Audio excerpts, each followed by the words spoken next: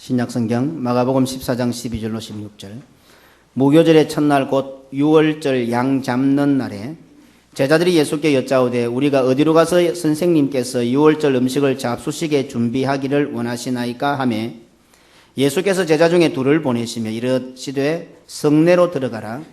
그리하면 물 한 동이를 가지고 가는 사람을 만나리니 그를 따라가서 어디든지 그가 들어가는 그 집 주인에게 이르되 선생님의 말씀이 내가 내 제자들과 함께 유월절 음식을 먹을 나의 객실이 어디 있느냐 하시더라 하라. 그리하면 자리를 펴고 준비한 큰 다락방을 보이리니 거기서 우리를 위하여 준비하라 하시니 제자들이 나가 성내로 들어가서 예수께서 하시던 말씀대로 만나 유월절 음식을 준비하니라. 아멘. 우리 옆 사람을 한번 인사할까요? 은혜 받으십시다.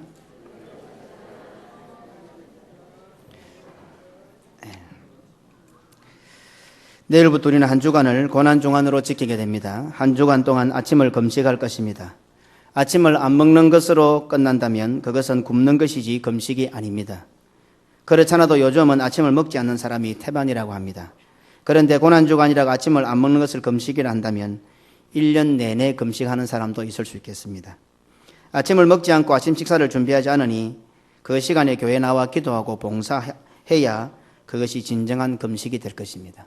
그래서 부산개금교회 성도들은 내일 아침부터 해서 금요일 아침까지 전 성도들은 아침을 금식하면서 기도하시기 바랍니다. 그 아침 준비하는 시간에 주님 앞에 나와서 기도하시고 봉사하시기 바랍니다. 그래서 특별히 새벽 기도에 참석하셔서 교회를 위하여, 자신을 위하여, 가정을 위해서 기도하시기 바랍니다. 오늘 본문의 배경은 예수님께서 십자가를 지시기 전 유월절 식사, 즉 최후의 만찬을 준비하시는 장면입니다. 그런데 독특한 것은 유월절 식사 최후의 만찬을 준비하는 과정입니다. 본문과 같은 비슷한 표현으로 기록된 장면이 사실 불과 얼마 전에도 있었습니다. 예수님께서 메시아로서 다윗의 자손으로서 구원을 완성하기 위하여 예루살렘에 입성하실 때의 일이 그것입니다. 마가복음 11장 1절로 7절입니다. 우리 한번 교독해 볼까요?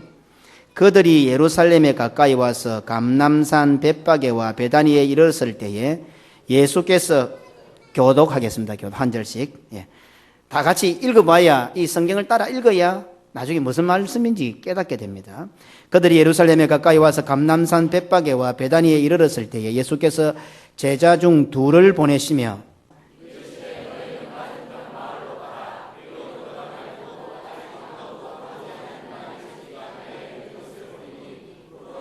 만일 누가 너희에게 왜 이렇게 하느냐 묻거든 주가 서시겠다 하라. 그리하면 즉시 이리로 보내리라 하시니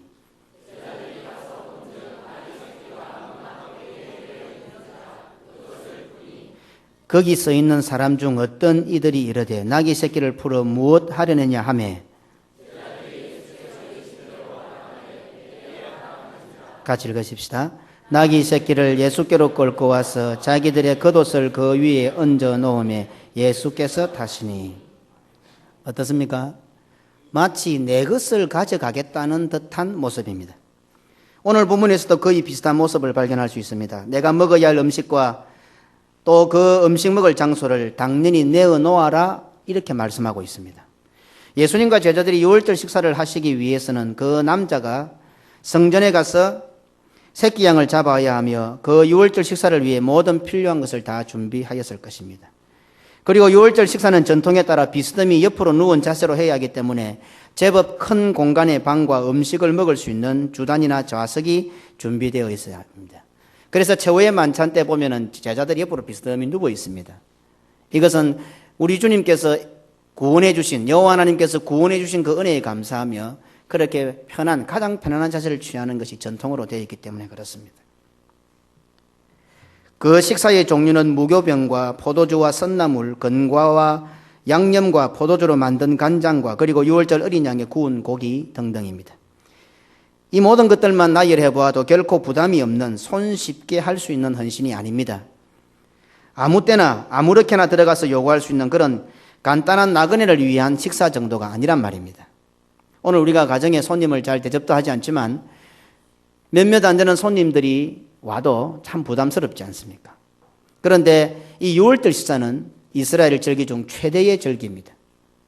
그리고 아주 절차가 복잡습니다. 많은 것이 준비되어야 됩니다. 그리고 예수님과 제자들이 유월절 식사를 해야 되기 때문에 큰 공간이 필요합니다. 우리들의 관점에서 볼 때 예수님께서 제자들과 최후의 만찬을 하시는 것이니 유월절 식사에 들어가는 준비물이나 정성보다도 그것에 대한 의미는 말로 표현할 수가 없습니다. 우리는 성경을 볼 때 우리의 관점에서 보기 때문에 이런 일들을 당연하게 받아들이고 오히려 그런 일들을 영광스럽게 볼 수 있습니다. 하지만 지금 예수님께서 처한 상황을 한번 생각해 보십시다. 사실 예수님께서 공생의 사역을 시작하실 때부터 서기관과 바리새인들은 대적하기 시작했습니다. 예루살렘에서 그들은 파송되어 곳곳에서 예수님을 문제 삼고 예수님의 허점을 잡고 예수님을 죽이기 위하여 혈안이 되어 왔습니다. 그러한 험악한 분위기가 이제 얼마 전에 예루살렘 입성을 하여 최고조에 달해 있습니다. 기득권을 가지고 있는 제사장과 서기관과 바리새인들, 그들이 하나님을 대신한다고 생각하고 있었는데 갑자기 이 예수가 그동안 그렇게 대적하고 잡아보려고 혈안이 되었던 그 예수가 유월절을 앞에 놓고 예루살렘을 입성하시면서 온 백성이 나가 그들을 다윗의 자손으로 그를 마치 새로운 메시아로 추앙하는 것이었습니다. 그러니 종교 지도자들, 정치 지도자들의 상황은 어떠했겠습니까? 이런 상황에서 예수님과 그 제자들에게 표신하게 장소를 제공하고 많은 물질을 헌신한다는 것은 결코 쉽지가 않습니다. 물질이 있나 없느냐의 차원이 아닙니다. 예수님과 제자들이 유월절을 지낼 수 있도록 장소와 필요한 물질을 댈 수 있는 정도의 사람이라면 어느 정도 상황 파악이 되는 그런 위치에 있는 사람이 아니겠습니까? 특히 지금 대제사장과 장로들이 예수님을 잡으려고 혈안에 되어 있는 공기가 심상치 않은 상황입니다.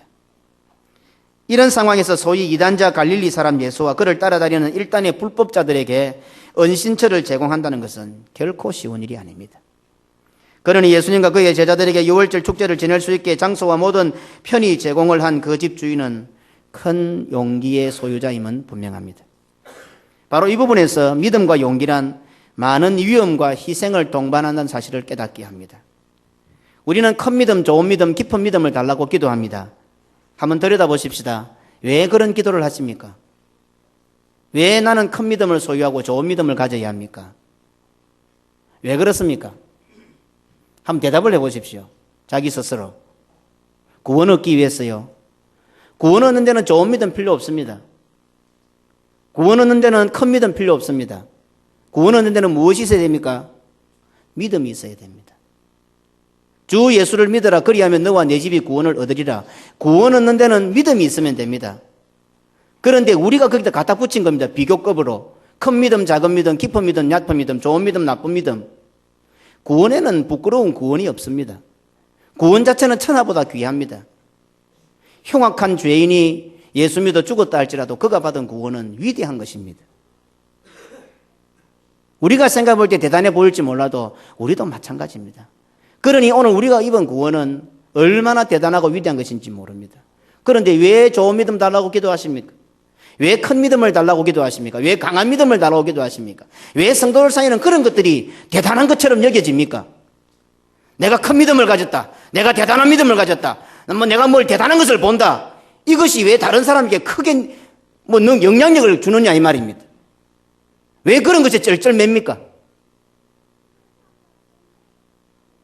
큰 믿음을 가져야 하는 이유가 있습니다. 뭡니까? 적은 믿음 가진 사람보다 큰 믿음 가진 사람은 교회와 복음과 그리스도를 위하여 큰 헌신과 큰 희생과 큰 위험을 감당하라 이 말입니다.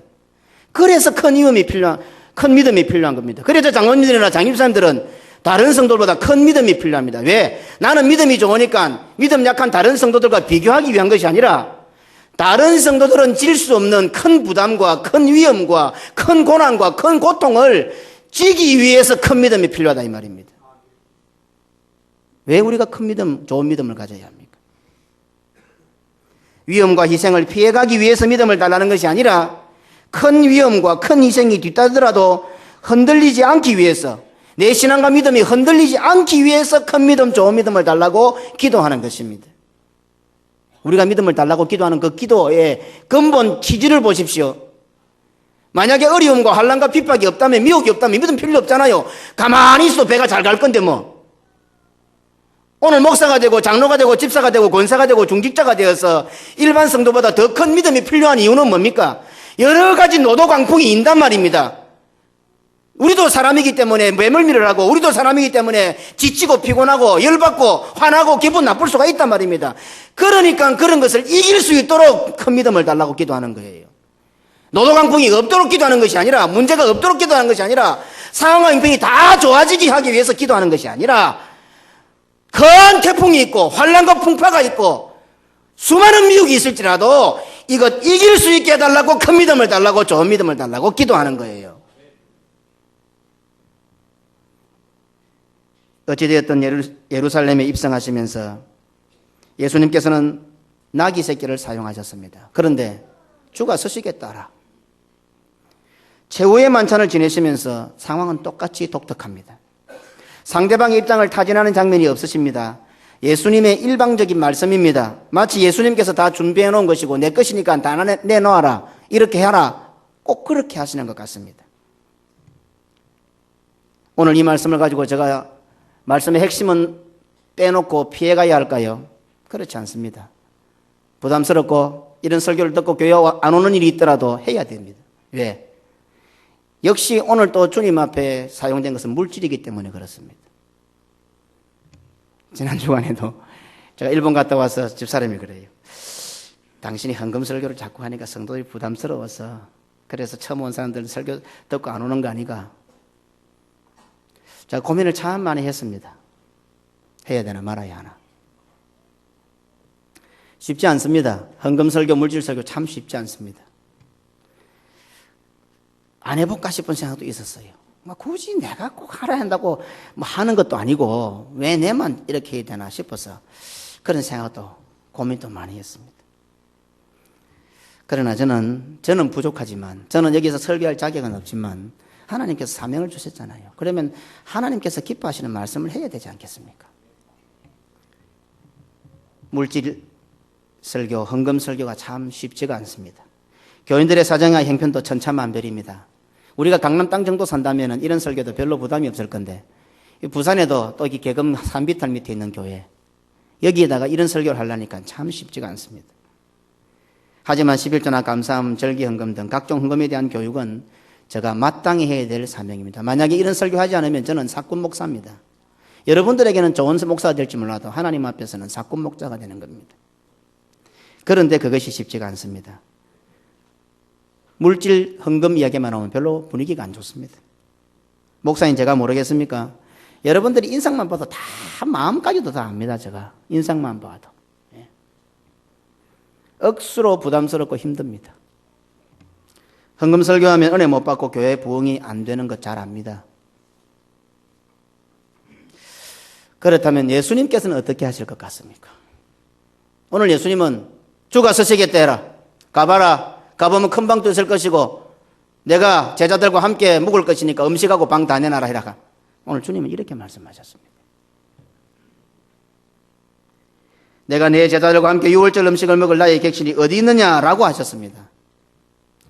물론 평상시 예수님의 사역에도 많은 봉사와 헌신과 물질이 필요했을 것이며 그것을 감당하는 사람들도 이름 없이 많이 있었을 것입니다. 우리는 예수님의 3년 공생애를 보면서 그런 부분들을 잘 못 봅니다.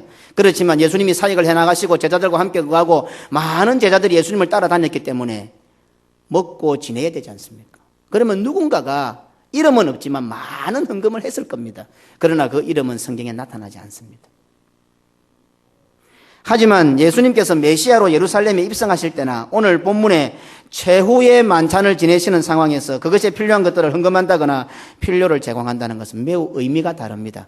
평상시에도 많은 헌금을 하고 평상시에도 많은 헌신을 하지만 그것도 귀하지만 우리가 어떤 의미적으로 볼 때에 예루살렘으로 입성하시는 그 장면에 또 예수님께서 마지막 최후의 만찬을 하시는 그 장면에 이렇게 헌금하고 물질을 제공한다는 것은 의미가 다르다는 겁니다.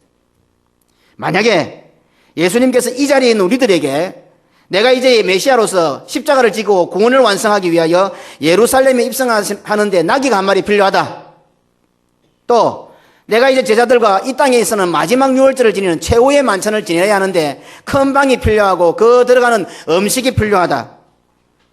누구든지 내놓을 사람이 있느냐 이렇게 물어보시면 아마 우리 젊은 아들까지도 땡빛을 내서 무슨 알바를 하든지 뭔 수를 내든지 서로 하려고 손들 겁니다. 그렇죠? 예수님께서 이제 구원을 완성하시기 위해 예루살렘 오는데 나귀가 한 마리 필요하다. 내가 최후의 만찬을 지내는데 이런 방과 이런 음식이 필요하다. 누가 한번 해볼래? 아마 서로 하려고 할 겁니다. 의미가 다르다는 겁니다.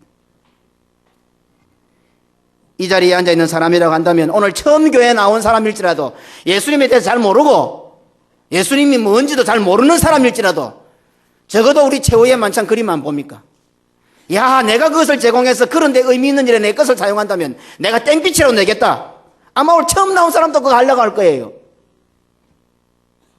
그러니 예수님의 구원 사역 중에 그 중요한 사역에 자신의 물질과 자신이 또 자신의 정성이 사용된다는 것을 부담스럽게 생각하기는커녕 오히려 영광스러워할 것이 분명합니다. 하지만 우리의 마음이 그렇다 하더라도 막상 그것을 실천에 옮기려고 해보면 쉽지가 않다 이 말입니다. 그거는 생각일 뿐이고 나도 하겠다 해봐라 하면 잘 안 된다 이 말입니다. 또 그러한 헌신과 봉사로 칭찬은커녕 오히려 위험이 도사리고 있다면 쉽게 하겠습니까? 내가 그렇게 어려운 많은 물질을 주님 앞에 드렸는데 칭찬은 고사하고 지금 대제사장과 서기관과 바리새인들은 예수님을 잡아 죽이려고 공기가 심상치 않습니다. 그러면 그 여파가 악의강이 나에게도 올 수 있습니다. 실컷 봉사하고 나는 위험에 처해질 수 있습니다. 하겠습니까? 교회 봉사나 헌금을 함에 있어서 성도들이 오히려 교회 안에 있는 성도들의 눈치를 볼 때가 많습니다. 잘한다고 격려하고 칭찬해야 할 성도들이 향유 옥합을 깨뜨린 여인에게 분을 내어 책망한 제자들처럼 행동하는 경우가 허다히 많습니다. 그래서 잘하는 성도들이 다른 성도들이 수군거리는 소리에 지는 사는 꼬라지 저것밖에 안 되는데 뭐 있다고 하나님 앞에 교회 앞에 저렇게 목사한테 잘 보려고 하나 이런 식으로 말을 수군거리고 분을 내어가지고 봉사를 못하게 하는 경우들이 참 많습니다. 자, 그렇다 하더라도 하지 않아야 합니까? 하는 것을 포기해야 합니까? 수근거리는 잔소리를 듣기 싫어서 봉사와 헌신과 충성을 멈추어야 합니까? 누가 잔소리를 하고 누가 분을 내었습니까? 예수님의 제자들이 분을 내었습니다. 그 귀한 것을 예수님의 장례를 예배하는 차원에서 그거는 예수님께서 인정하신 것이지만 옥합을 깨뜨렸을 때 그것을 분내고 화내고 자기들이 분내고 화낼 게 누가 있어요? 그 여인 자기 건데 제자들이 분낼 이유가 하나도 없어요. 안 가져온다고 뭐라 할 거예요. 상황 자체가 전혀 분내고 화낼 상황이 아닌데 오히려 예수님께 하는 것을 보고 분을 낸 사람들이 제자들이었습니다. 오늘 교회 안에도 그런 일이 있지 않습니까? 우리가 주님의 교회에 충성봉사한다고 세상 사람들이 뭐라 합니까? 옆에 있는 성도들이 그리 한단 말이에요. 그렇다고 한다 해도 우리 주님이 기뻐하신 일을 포기해서야 되겠습니까? 주님께 칭찬받을 기회를 포기했어야 되겠냐 이 말입니다. 그것은 결국 사단이 좋아하는 대로 하는 결과가 됩니다.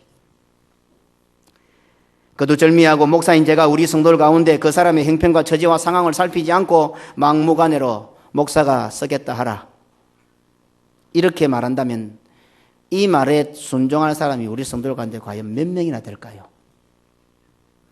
어떤 이유도 묻지 않고 순종할 사람이 과연 얼마나 될까요? 목사님 왜 그러시는데요? 목사님이 쓰겠다 하라. 예, 과연 이럴 사람이 몇 명 될까요? 교회에 조그만 봉사거리가 있어도 혹시간이 있습니까? 형편과 사정이 어떠합니까? 매우 조심스럽게 타진을 합니다.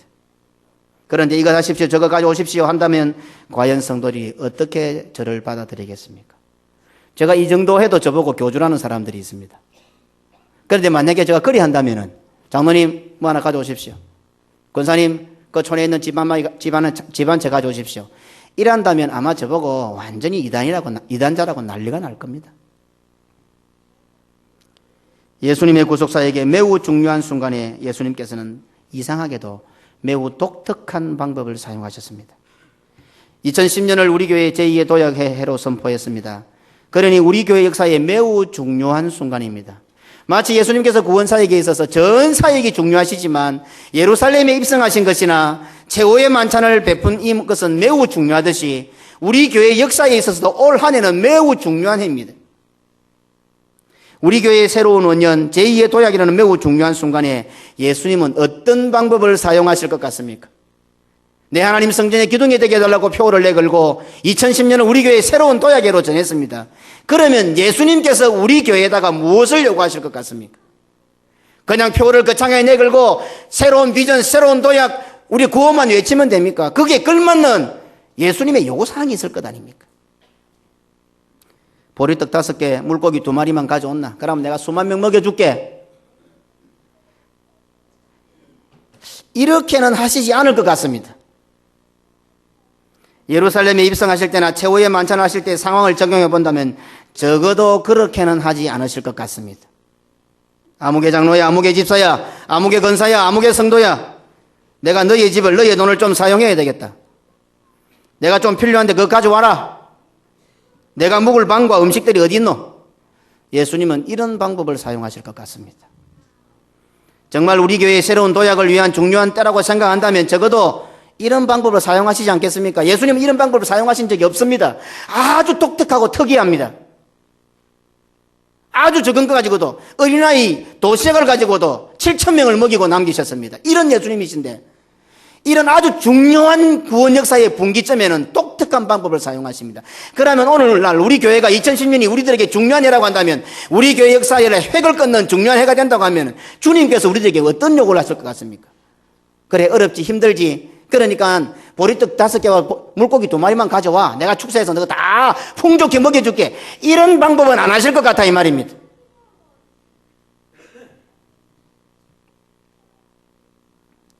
그렇다면 오늘 이 자리에 앉은 우리들은, 적어도 저를 비롯한 중직을 맡은 사람들은 어떤 생각을 해야겠습니까?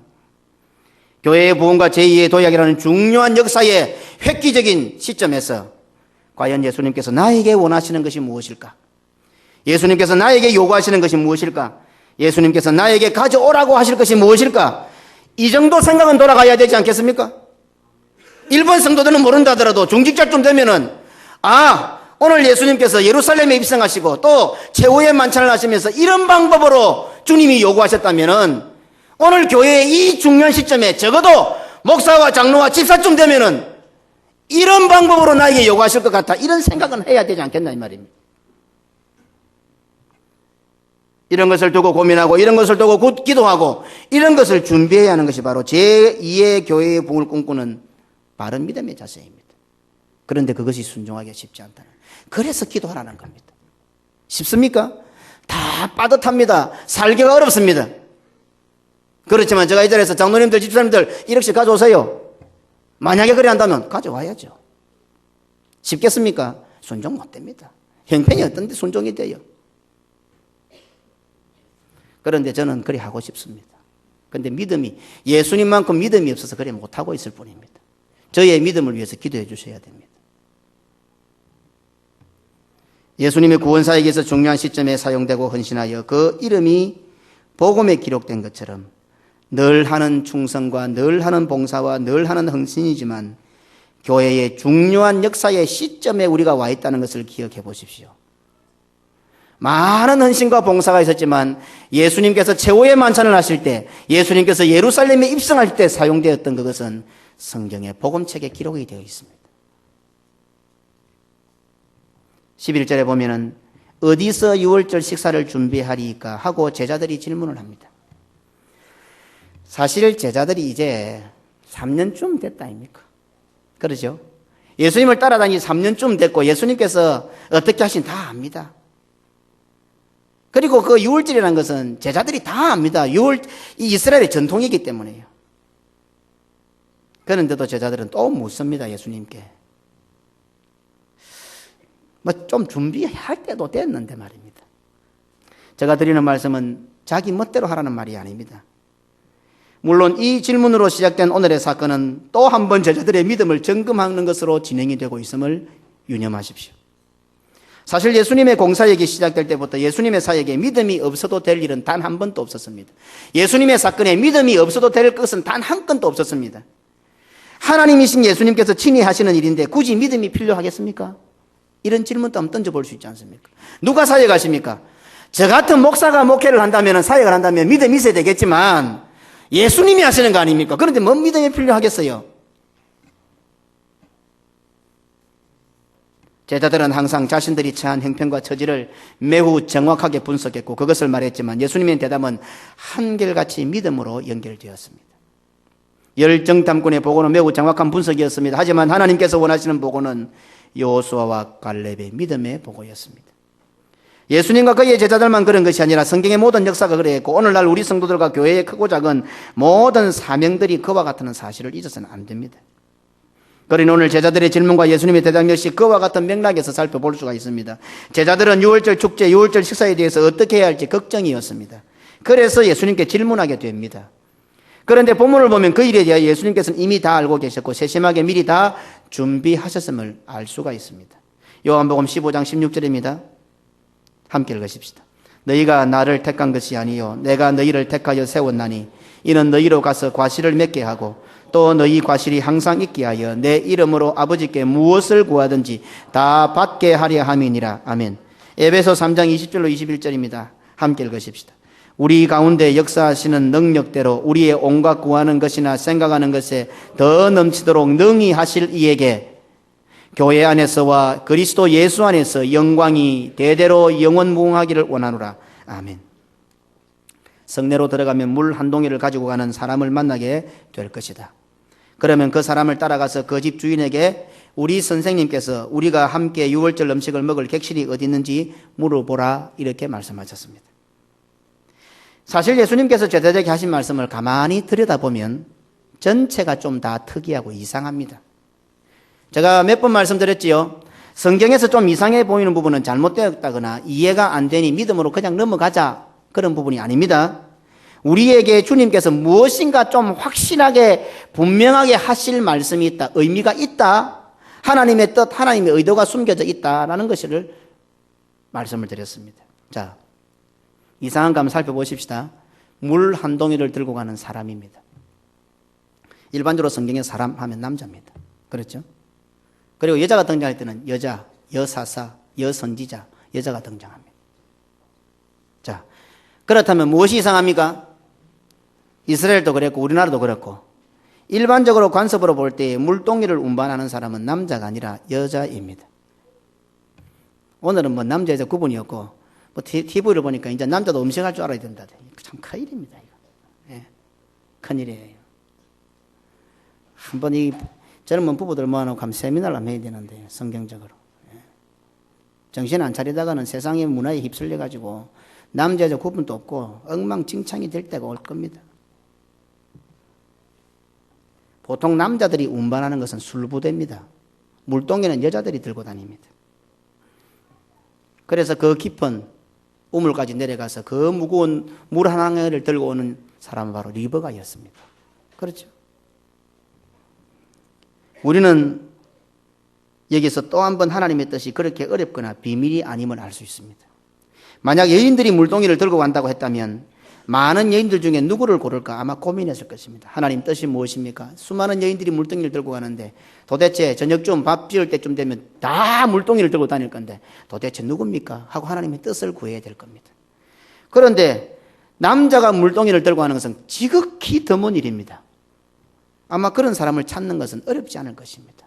하나님의 뜻은 그렇게 어렵지 않습니다. 비밀이 아닙니다. 오늘 예수님의 말씀 중에서 제자들에게 실제로 어려운 부분이 무엇입니까?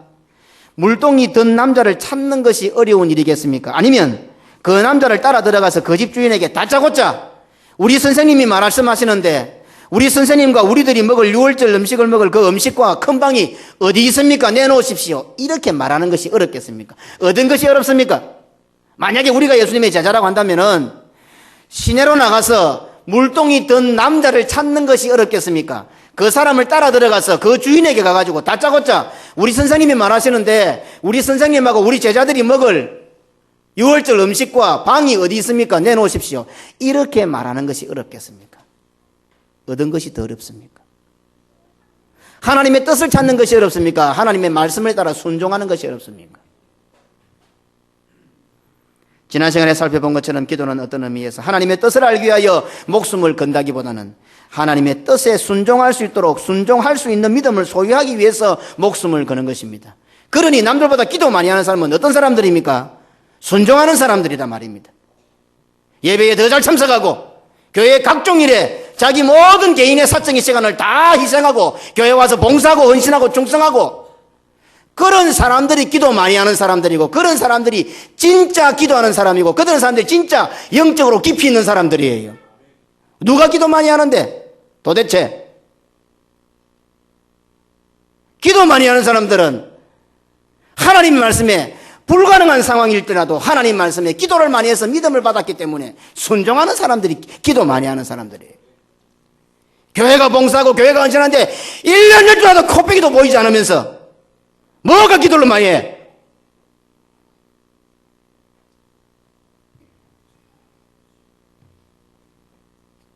이미 예수님의 뜻은 제자들에게 명쾌하게 주어졌고 그것을 아는데도 결코 어렵지 않습니다. 그런데 문제는 예수님께서 가르쳐 주신 그 뜻대로 순종하는 것이 도대체 말이 되지 않는 겁니다. 어떻게 그 말 할 수 있습니까? 그 사람 차 들어가서 주인 만나갖고 다짜고짜 우리 예수님께서 그러시던데, 우리 선생님이 그러던데, 우리 선생님하고 우리들이 묵을 음식도 내놓고 큰 방도 내놓으랍니다. 맨정신 가지고 이런 말씀을 하겠습니까? 이거 순종할 수 있습니까? 말이 안 된다 말이 말이 안 돼요, 이게. 어찌 보면 제자들이 6월절 식사를 하는 데 있어서 최후의 만찬을 하는 데 있어서 제자들은 아무것도 한 것이 없어 보입니다. 하지만 실제로는 제자들의 믿음과 순종이 얼마나 대단한지를 발견할 수 있습니다. 참 쉽지가 않지 않습니까?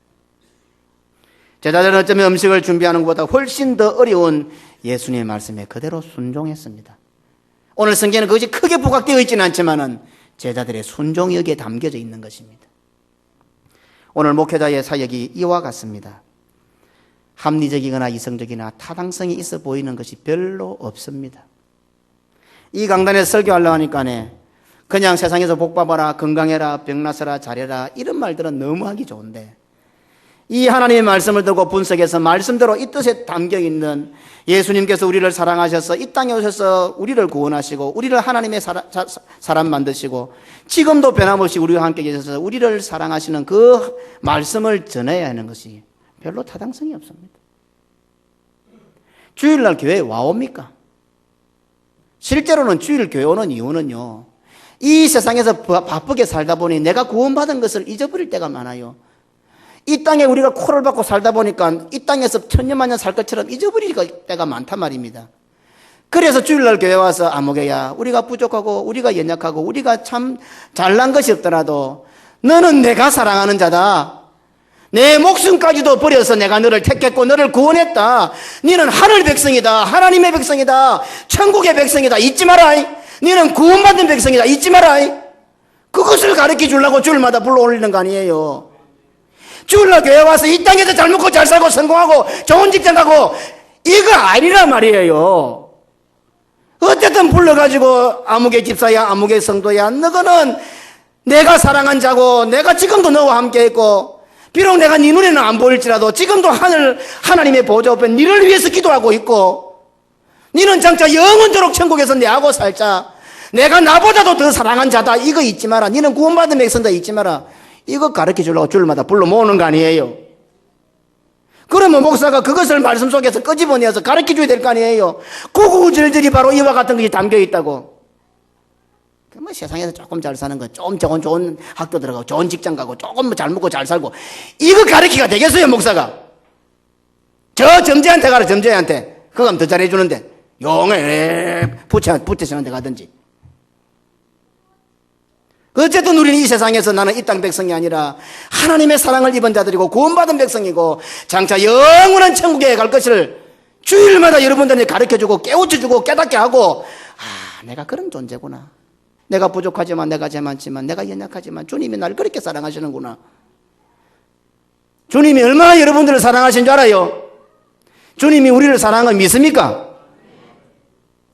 그런데 왜 한 번도 주님 앞에 주님 나를 사랑해서 고맙습니다 이런 기도도 못 해보여? 교회 못하면 질질 짜고 엄청 소리 나고. 주님은 그게 아닌데 아무개야, 내가 내 목숨까지도 버려서 너를 사랑했다. 지금도 사랑하고 있다. 이 예배를 드리고 목사를 통해서 말씀을 전해주는 것은 내가 너희와 함께 있다는 것을 보여주는 증거다. 이렇게 하나님 우리 주님께서는 우리에게 사랑을 구애하고 있는데 어떻게 그 딴 생각만 하고 앉아있어요. 내 마음에 맞니 안 맞니, 은혜가 되니 안 되니, 기분이 좋니 안 좋니.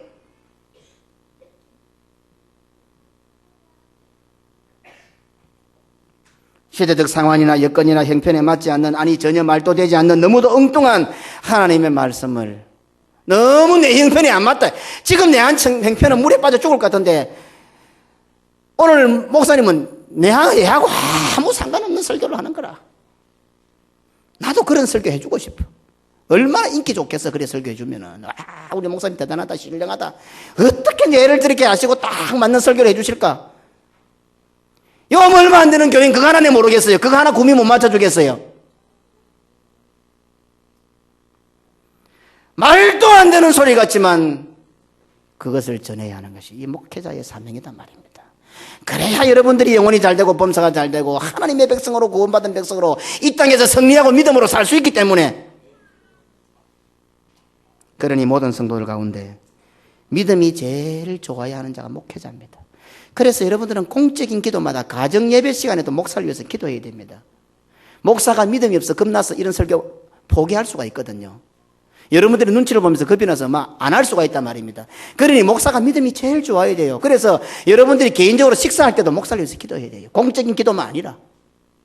목사한테 잘 보이기 위해서 아니라 이 강단에서 하나님께서 나를 사랑하시고 하나님께서 우리를 사랑하시는 그 마음을 그대로 액면 그대로 성도들에게 선포할 수 있도록, 형편과 사정에 돈 묻지 안 맞아도 이거 그대로 사랑하도록. 하나님은 사랑이십니다. 하나님은 여러분들을 사랑하십니다. 여러분들이 죽을 지경에 있어 할지라도 하나님은 여러분과 함께 계십니다. 하나님이 함께 있으면 우리가 이 모양 이 꼴로 살아요. 이런 형편이란 말입니다. 우리는 여러분들이 그 모양 그 꼴로 살아도 하나님은 함께 계십니다. 이 설교를 해야 된단 말입니다. 그러니 목사를 위해서 기도해야죠. 목사는 믿음이 제일 좋아야 합니다. 또 제가 말씀을 바르게 선포하면 제 믿음이 제일 좋은 사람입니다. 감히 목사 믿음에 덤비지 마십시오. 예? 멀쩡하게 보입니까? 예. 목사 믿음에 덤비지 마십시오. 예. 제가 이 강대에서 말씀을 바로 전하는 한 감히 제 믿음하고 견줄려 하지 마십시오. 분부된 말씀대로 두 제자가 성내에 들어가니 예수님께서 말씀하신 대로 되었으며 지시한 말씀대로 정확하게 다 이루어졌습니다. 성도란 하나님을 하나님으로 믿는 사람입니다. 성도가 누굽니까? 성도가 도대체 뭐 하는 사람입니까? 한마디로 말하면 뭡니까? 하나님을 믿는 사람입니다. 그렇죠? 그러면 누가 하나님을 믿습니까? 상황이나 여건이나 형편이나 처지가 다 하나님을 하나님으로 믿을만 하면 굳이 예수쟁이 아니라도 다 하나님 믿을 겁니다. 그렇죠? 우리 아니라도 모든 상황이 하나님을 하나님으로 믿을만 하면은 우리가 전도 안 해도 모든 사람은 다 하나님 믿을 겁니다. 그런데 왜 우리만 믿습니까? 그 말은 일반 사람들은 하나님을 하나님으로 믿지 못할 게 너무 많다는 겁니다. 지금 우리가 생각해도 내가 생각해도 하나님을 믿으려면은 하나님을 인정하지 못하고 하나님을 믿지 못할 이유가 참 많다는 겁니다. 그래서 우리를 성도로 삼으셔서 그래도 너거는 믿어야 된다. 이게 성도입니다. 문제는 하나님의 백성이 아니고서는 하나님을 믿지 못한다는 사실입니다. 그러니 성도에게 있어서 가장 중요한 것은 매사에 하나님을 하나님으로 믿고 인정하는 겁니다. 하나님 역시 우리 성도에게 요구하시는 것은 하나님을 하나님으로 인정하고 믿느냐 이겁니다. 우리가 봉사하고 헌신하고 충성하고 순종하는 것도 결국 내가 하나님을 믿는 믿음에서 나오는 것 아닙니까? 우리의 신앙은 전적인 하나님의 은혜임을 믿는 겁니다. 우리가 구원 얻은 것과 아울러 교회에서 사명을 감당하는 모든 것이 다 주님의 은혜로 말미암았음을 고백하는 것이 우리의 신앙입니다. 그러니 그 어디에도 우리가 한 것이 없고 내가 한 것이 없습니다. 나의 공로도 없고 우리의 공로도 전혀 없습니다. 다 하나님의 은혜요, 하나님의 공로요. 또 그것을 고백하는 것이 우리의 신앙이어야 합니다. 남보다 잘했습니까? 그러면 하나님께 나에게 더 좋은 은혜를 주셨기 때문에 그렇습니다. 남보다 더 많이 충성했습니까? 하나님께서 나에게 더 큰 믿음 주셔서 그래 한 겁니다. 그러니 전체 공로는 하나님입니다. 이것을 고백하는 겁니다. 오늘 본문 말씀 역시 그 사실을 여실히 드러냅니다. 제자들이 먼저 예수님께 질문한 것처럼 보이지만 사실은 예수님께서 다 미리 준비해놓고 계셔서 우리는 알 수가 있습니다. 하나님께서는 우리보다 먼저 우리의 쓸 것을 아시고 계시며 우리가 구하기도 전에 우리의 구하는 바를 다 알고 계시고 준비해놓고 계신다는 사실을 깨닫게 합니다. 그렇다면 여기서 우리가 한 가지 알아야 할 중요한 포인트가 무엇입니까? 내가 할 수 없다고 했어. 우리가 할 수 없다고 했어. 내가 할 형편이 아니라고 했어. 우리가 할 형편이 아니라고 했어. 내 기분이나 상황이나 여건이 아니라고 했어. 하나님께서 기뻐하시는 일을 하지 않는다거나 못하게 해서는 안 된다는 사실입니다. 제자들은 할 수가 없었습니다. 형평화 사정은 도무지 안 되었습니다. 그런데 예수님은 다 준비해 놓았습니다. 그러니 여기서 우리가 분명히 중요하게 알아야 할 포인트가 뭡니까? 우리가 못할 형편일지라도 그 형편과 사정 때문에 하나님이 기뻐하시는 일을 포기해서 안 된다는 겁니다. 제가 고시부에 있다 보니까 이번에 2차례에 걸쳐서 고시를 쳤습니다. 장로고시 면접 시간이었습니다. 면접자가 목사님들이 하나씩 다 9명의 목사님이 계신데 다 나누어요. 면접을 나누어요. 어떤 목사님은 신앙 체크, 어떤 목사님은 가정 체크, 어떤 목사님은 뭐 목사와 장로와의 관계 체크, 어떤 목사님은 뭐 생활. 저보고는 꼭 물질에 관한 걸 하래요.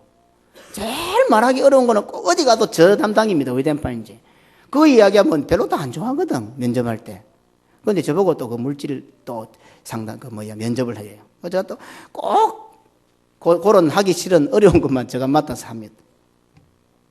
그래서 1000마디 질문을 던졌어요. 그 가운데 6명, 2차에 6명을 면접을 했는데 장례 집사님들을 3명이 새로운 교회, 요 동평제일교회 그 집사님들이었어요. 그래서 제가 물었어요. 집사님들 보고 절기연금 얼마나 하십니까? 이렇게 물었어요. 근데 3분이 다 10분의 1 합니다. 교회가 책정한 예산의 10분의 1 합니다. 그래요. 한 분은 윤장훈 목사님 조카인데 운전을 해요. 운전을 하는데 자기가 요즘 행편이 어려워서 10분의 1은 못하고 그래서 내절기 한 200만 원 정도 합니다. 그렇게 하더라고요. 깜짝 놀랐어요. 그래서 제가 이력서를 뒤져봤어요. 한 사람은 조그마한 개인 사업을 합니다. 아주 또 남루하게 입어요. 또 한 사람은 보니까 명퇴를 했어요. 연세가 많겠지요. 명퇴를 하고 퇴직을 하고 어떤 화재 보험회사에 근무를 하고 있어요. 10분의 1을. 그래 하는 말이 우리 교회는 10분의 1을 하는 사람이 한 5명쯤 됩니다. 이렇게 해요. 제가 말이 나온 김에 우리 성도들에게 기준을 가르쳐 드리겠습니다. 자주 하지 않을 겁니다. 잘 들으시기 바랍니다. 제가 가야성한교회 윤장훈 목사님 밑에 최초의 부교역자입니다. 그래서 제가 거기 가서 훈련을 받으면서 목사님에게 단도직입적으로 물었어요. 목사님, 교역자가 절기헌금을 어떻게 하면 됩니까? 이렇게 물었어요. 그래서 윤 목사님이 하시는 말씀이 자기는 이렇게 하고 있다 하고 가르쳐 주십니다. 목회자들은 400% 보너스를 받습니다. 400% 보너스를 받으니까 100%는 이 살다 보면 목사가 이래 일을 하다 보면 좀 이래 구멍난 데 있다. 그거는 메꾸고 100%는 그래도 1년에 한 번은 집사람한테 보너스를 갖다 줘야 인상이 좋다. 갖다 주라. 200%를 가지고 내 절기를 나눠내면 되겠다. 저한테 그렇게 가르쳐 주시더라고요. 가르쳐 준 대로 하면은 좋은 학생이죠. 그런데 가르쳐 준 것보다 더 잘해야 안 됩니까? 그래야 내가 윤 목사님보다 잘 될 거 아닙니까? 그래서 저는 내 절기 받은 것 가지고 400% 보너스를 내 절기에 그대로 다 냈습니다. 아주 오랫동안 그때 교육을 받고 난 이후부터 제가 선교사로 있을 때도 그리 했고 이 교회 와서 한 5년간 그리 했는데 참 50이 다가와서 지금은 못하고 있습니다. 참 부끄럽습니다. 자녀 교육비가 많이 들어가니 늘 마음은 찜찜한데 잘 안 돼요. 그게. 그리고 단 한 번도 오늘까지 집사람한테 보너스를 줘본 적이 없습니다. 오늘 우리 성도들은 어떻게 해야 될까요? 제가 가르쳐 드리겠습니다. 적어도 11조는 해야 됩니다. 그래야 하나님이 안 불쾌해 하십니다. 부활절, 또 맥추절, 추수절, 성탄절, 교회가 내절기 아닙니까? 직장 생활을 하지 않아 보너스를 받지 않는 사람은 나누기가 매우 힘들 것입니다. 연봉으로 월급을 받는 사람도 어려울 것입니다. 하지만 계획을 잘 세워서 준비해서 정말 정성을 다해서 하나님 앞에 헌금을 해야 합니다. 규모 있게 잘해야 됩니다. 저도 제가 목회하는 이 현장에 절기헌금 10분의 1 하는 사람이 많이 나왔으면 좋겠습니다. 그런 사람이 많이 나오도록 지금 기도하고 있습니다. 우리 교회 반밖에 안 되는 당감동에 사는 계금동보다 더 못 사는 단감동에 사는 성도도 우리 교회 반밖에 안 되는 교회가 우리보다 절기연금을 많이 책정하고 있습니다. 왜 그렇습니까? 5명이 10분의 1씩 하기 때문에 그렇습니다. 자존심이 많이 상합니다. 우리 교회는 선교하는 교회 아닙니까? 선교하신다면 하나님께서 복 주신다 했지 않습니까? 영육간에 복을 받아야 될 거 아닙니까? 100분의 1하고도 쩔쩔매는 성도가 아니라 10분의 1하고 10분의 5를 하고도 잘 사는 성도가 되면 얼마나 멋지겠습니까? 우리 교회는 이런 성도들이 나왔으면 좋겠습니다. 100분의 1하고도 쩔쩔매가 생활이 힘들어서 그런 성도들이 아니고 10분의 1하고 10분의 5를 하고 했는데도 10분의 1 할 때보다도 10분의 5 헌금할 때 더 풍족하게 산다면 얼마나 멋집니까? 생각 자체를 좀 바꾸자 이 말입니다. 믿음의 그릇을 좀 바꾸자 이 말입니다. 당연히 안 되지. 그러나 일단은 한번 해보자 생각이라도 좀 하나님께서 안 채워주시면 안 하면 되잖아. 왜 생각 자체를 안 해요? 생각 자체를. 부모의 생각이 바뀌면 자식이 달라진다는데, 자식의 인생이 달라진다는데, 부모의 생각만 바뀌는데 자식은 인생이 달라진다잖아요. 좀 복 받을 수 있는 생각으로 바꾸자 이 말입니다. 복 받을 수 있는 생각으로. 어쩌면 제가 지금 이런 말을 하는 것이 제자들이 주인을 만나서 6월절 음식과 빵을 무턱대고 내놓아라고 말하는 것보다 훨씬 어렵습니다. 제자들이 가서 주인 보고 6월절 음식을 먹을 음식하고 방 내놔라 이 말하는 것보다도 제가 지금 이 헌금에 대한 이야기를 하는 것이 훨씬 어렵습니다. 그래서 제가 믿음이 참 좋은 거예요. 다시 장로고시 면접으로 돌아가십시다.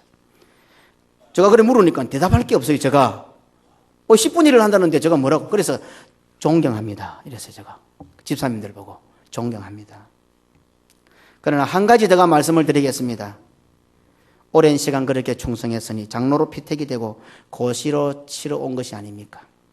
그런데 장로가 되고 나면 지금까지와는 달리 상황이 많이 바뀝니다. 사람 마음이 이것도 이상해서 달라집니다.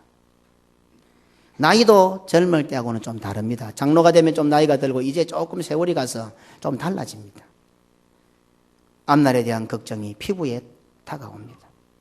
그러나 분명한 것은 당신들이 집사 때보다는 더 잘해야 됩니다. 성도들은 장로를 보고 힘을 얻기도 하고 장로를 보고 힘이 빠져서 잘하던 사람도 안 할 수가 있기 때문에 그렇습니다. 한 가지 꼭 명심해야 할 것은 혹 당신들의 상황이 어려워져서 장로가 되고 난 후에 혹 못 사라질 수도 있습니다. 하지만 당신들이 어려워져서 당신들이 못한다고 해서 이런저런 이유를 달아 교회가 하는 일을 못하게 해서는 안 됩니다. 제가 그 면접을 했습니다. 그래 되거든요. 내가 장로인데 그래도 집사보다는 잘했네. 이런 부담감이 늘 있어요. 우리 장로님들 앞에 앉아 계시지만 얼마나 부담이 있는 줄 압니까? 잘 안 되니까 그게. 아마 집사님들도 일반 성도들 보는 앞에서는 부담이 참 많을 겁니다. 하나님께서 우리를 사용하셔서 일하시지만 그것은 하나님께서 우리에게 일할 수 있도록 은혜와 복을 주셨기에 가능한 것입니다. 그러니 내가 못한다고 해서, 내가 이해 안 된다고 해서, 내가 기분이 안 좋다고 해서 교회가 하고자 하는 일에, 교회가 해야 하는 일에 못하도록 막아서서는 절대 안 됩니다. 라고 제가 면접을 했습니다. 질문은 제자들이 했습니다. 하지만 예수님께서는 미리 다 준비해 놓으셨습니다. 그러니 오늘 우리 모든 성도들은 오늘 부산개금교회는 하나님께 묻고 기도해야 합니다. 우리 생각에 형편과 처지가 안 되는 것 같아서 아예 할 생각도 않고 포기해서는 안 됩니다. 상황이 아무리 어렵고 불가능해도 교회가 꼭 해야 할 일 같으면 상황과 형편을 먼저 보지 말고 하나님을 먼저 바라보고 하나님께 묻고 하나님께 기도해야 합니다. 그래도 도무지 상황 자체가 100% 불가능해 보이면 옷을 찢고 배옷을 입고 재에 누워 대성통곡해야 합니다. 그것이 바로 중직자들이 해야 할 일입니다. 아무리 살펴봐도 100% 불가능해 보이면은 땀이 땅에 떨어지는 핏방울이 될 때까지 기도해야 합니다. 그것이 바로 장로님들, 집사님들, 권사님들이 해야 할 사명입니다. 교역자들은 한 주간 철야하십시오. 사모들도 애 얻고 새벽기도 다 참석하십시오. 아이들한테 어떤 추억을 남길지 몰라. 앞으로 목회해봐. 목사가 10가지를 잘하고 겨우 한 가지 설교할 수 있다고. 그래 해도 성도들은 목사 지나 잘하지 다 이렇게 이야기한단 말이에요.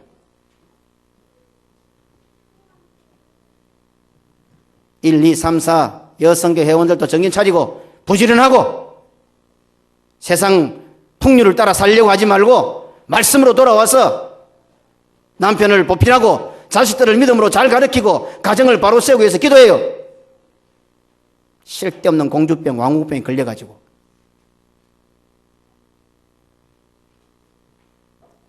남자들이 나가서 열심히 일할 수 있도록 하나님께서 우리 남편이라는 그 사업터에, 남편이라는 직장에 복을 주실 수 있도록 피눈물 흘리고 기도해야 될 텐데 바가지나 긁을 생각이라고. 아침 하나 해주는데 찔찔매고 내 자식이가 네 자식이 가고 밥도 안 챙겨주고.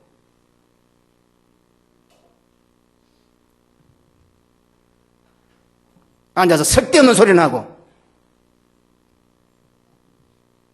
장로님들을 위시해서 장립주사님들, 권사님들 빠짐없이 새벽기도 하고 공예배 참석하십시오. 고난주간이라도 해야 하지 않겠어요? 성도들의 신앙에 도움을 주지는 못할 망정 편안하고 안심하고 그렇게 신앙생활을 할 수 있도록, 교회생활을 할 수 있도록 자신의 자리는 지킬 줄 아는 중직자가 되어야 되지 않겠습니까? 중직자들이 있어야 할 자리에 있지 않고 중직자들의 인상만 또 좋지 않을 때는 성도들이 얼마나 불안해하는 줄 압니까? 그래 여러분들은 억지로라도 웃어야 돼요. 우리 장로님, 장님상, 권사님들은 주일날 억지로라도 웃으라고. 여러분들 인상이 안 좋으면 성도들이 불안해요. 목사를 도와주는 게 어떤 게 줄 압니까? 찡그리고 앉아있지 마이소. 그럼 뭐 설교할 때 억수로 부담스럽습니다. 무슨 안 좋은 일이 있는가? 또 왜 목사한테 마음에 안 드는 일이 있는가? 그거 한 개도 도와주는 거예요. 저만 그런 게 아니고 성도들도 그렇습니다. 장로님들이 있어야 할 때 장로가 없고 집사가 있어야 할 때 집사가 없으면 성도들이 불안한 거예요. 기둥이 있을 자리에 기둥이 있어야 될 거 아니에요. 100% 불가능해 보이고 어려운 문제들을 안고 옷을 찢고 베옷을 입고 재에 누워 대성통곡해야 합니다. 땀이 땅에 떨어지는 핏방울이 될 때까지 교회 나와서 기도해야 됩니다. 믿음의 사람 모르드게도 그랬고 하나님이신 예수님도 그렇게 하지 않았습니까? 우리가 하나님보다 나아요? 예수님보다 나아요? 당신이 모르드게보다 낫고 예수님보다 나아요? 우리 예수님도 그렇게 하셨는데 땀이 땅에 들어는 핏방울같이 되도록 기도하셨는데 문제가 많고 내 마음이 안 맞고 은혜가 안 되면은 나와서 기도해야지.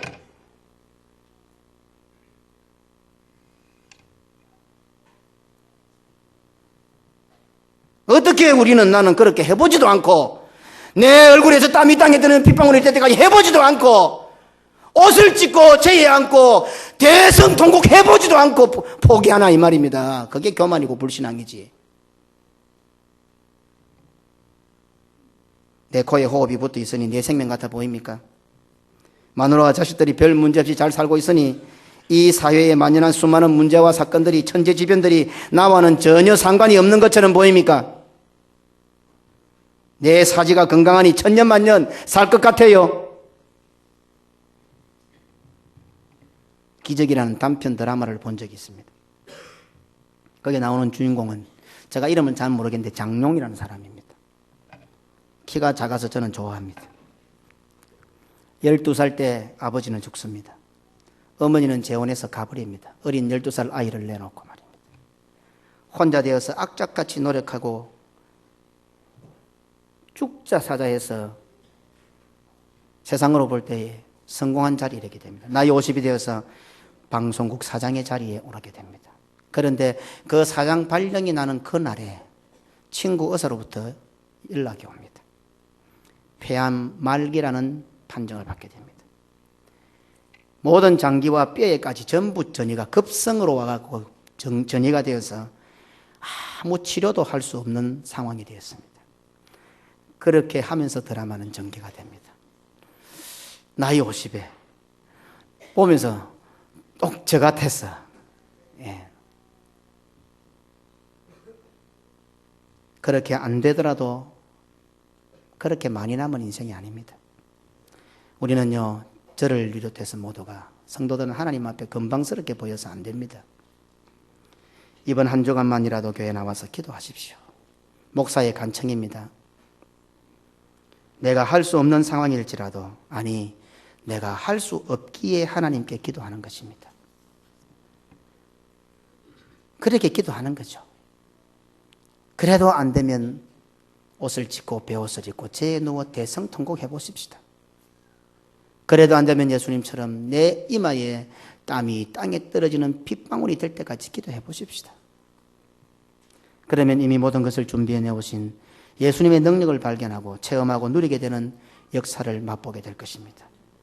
오늘 보면은 제자들이 예수님께 질문을 하였는데 예수님께서는 그 일을 할 사람을 다른 곳에 준비해 놓으셨습니다.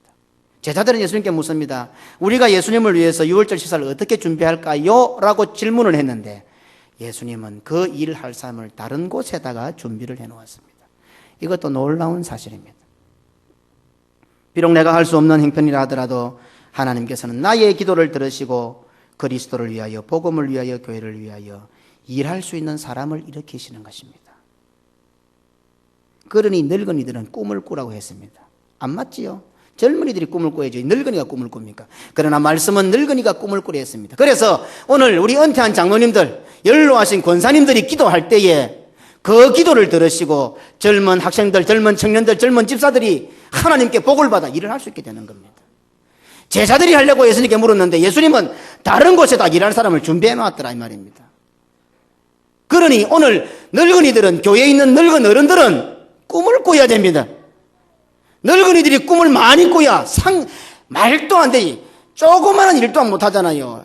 건강이 따라갑니까? 나이가 따라갑니까? 물질이 따라갑니까? 아무것도 못할지라도 믿음의 꿈을 꿔야 된단 말입니다. 이 어른들, 부모들의 생각이 달라져야 우리들 인생이 달라진단 말이에요. 교회의 앞날이 달라진단 말이에요. 성경에 다 나와 있잖아요. 뭐 유명한 사람이 한 말 아니에요. 성경에 다 나와 있는 말들이에요.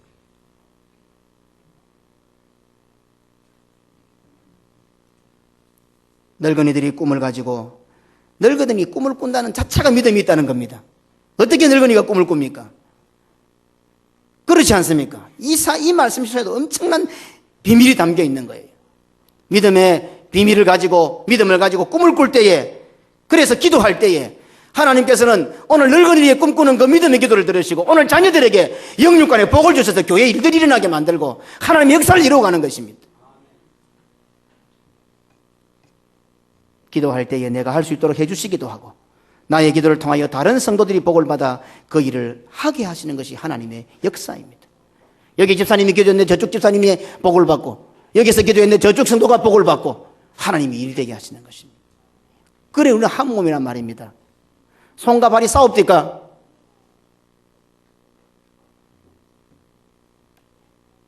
그러니 교회에서 일을 잘 감당하는 사람은 내가 한 것으로 결코 교만하지 말고, 이 시간에도 어디선가 교회가 나를 위해서 기도하고 있구나, 목사님이 나를 위해서 기도하고 있구나, 성도들이 나를 위해서 기도하고 있구나, 잊지 말아야 됩니다. 내가 잘나서 내가 똑똑해서 복 받는 거 아닙니다. 이번 한 주간 우리 모두가 온 교회가 기도하십시다.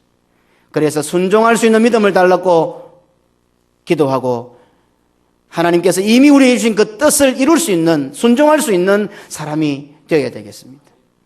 예수님께서 말씀하시는 것이라면 도무지 말도 되지 않는 것이지만 순종하는 성도, 순종하는 교회가 되도록 기도하십시다. 누가 하나님 말씀에 순종할 수 있겠습니까? 하나님의 사람, 하나님의 백성, 구원받은 자만이 하나님의 말씀에 순종할 수 있는 겁니다. 그래서 우리들을 이 자리에 앉으신 것입니다. 하나님의 말씀에 순종할 사람은 이 땅에는 아무도 없습니다. 그렇지요? 오늘 교회로 부름받은 우리라야 하나님의 말씀에 순종할 수 있습니다. 그렇다면 모든 것 다 내려놓고 자신이나 옥합을 완전히 깨뜨려버리고 하나님의 말씀에 하면 그 어떠한 것도 순종할 수 있는 자로 거듭날 수 있도록 우리 한 주간 기도해 보십시다. 내일 아침부터 새벽부터 열심히 한번 해보십시다. 목숨을 걸고 매어 달려보십시다. 하나님의 뜻은 이미 주어져 있습니다. 우리들에게. 하나님께서 나에게 목사로 세우셨고, 나를 장로로 세우셨고, 집사로 세우셨고, 권사로 세우셨고, 성도로 세우시고 각종 파트에 사명을 주셔서 하나님의 뜻은 분명히 나타나 있습니다. 부산개금교회 세계를 교훈하여 복음 전하라. 하나님의 뜻은 분명히 주어져 있습니다. 그런데 순종하기가 어렵단 말입니다. 순종하기가 불가능하단 말입니다.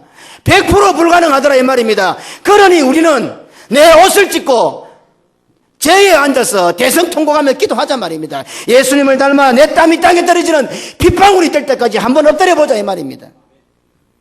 그래야 다음 주를 맞이하는 부활이 참된 부활이 안 되겠습니까?